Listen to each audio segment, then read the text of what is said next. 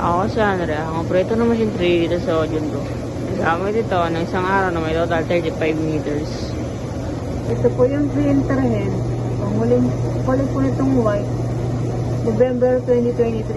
Ito naman pong color, July 2024. Ito naman yung copy na may 60% good condition pa po.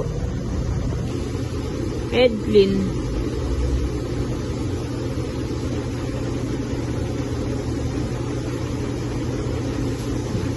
Punasan ng wiper after head clean.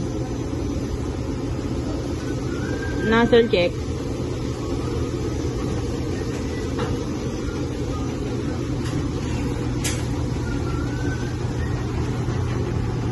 Ang huling bulit po ng damper, October 2023.